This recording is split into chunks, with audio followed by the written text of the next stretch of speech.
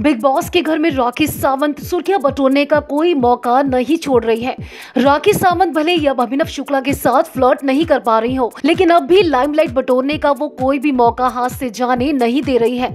अभिनव शुक्ला से दूर होने के बाद अब राखी सावंत अपनी पर्सनल लाइफ के जरिए फैंस का ध्यान अपनी तरफ खींच रही है। बिग बॉस 14 के बीते एपिसोड में राखी सावंत ने अपने अतीत के कई काले राज पूरी दुनिया के सामने उजागर कर दिए हैं। राखी सावंत ने बीते दिन राहुल वैद्य के सामने अपनी जिंदगी के कई कड़वे सच का खुलासा किया है।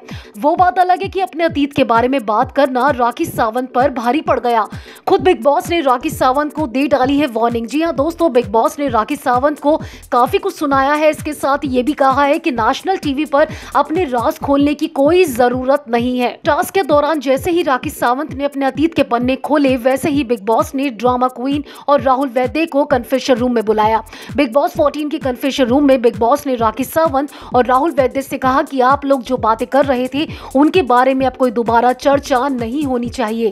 ये बात सुनकर राखी सावंत काफी इमोशनल हो गई। राखी सावंत ने बिग बॉस से हाथ जोड़कर माफी भी मांगी, कहा कि दोबारा इस बारे में कोई बात नहीं करूंगी।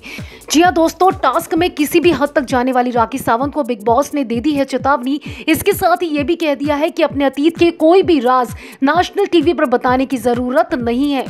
इसके साथ ही राहुल वैद्य ने भी बिग बॉस से ये वादा किया है कि वो राखी सावंत के अतीत के बारे में किसी से कोई बात नहीं कहेंगे। अर्शी खान ने भी ये बात जानने की कोशिश की थी कि राखी सावंत किस बात को लेकर रो रही थी। राहुल वैद्य ने अर्शी को कुछ भी बताने से इनकार कर दिया है।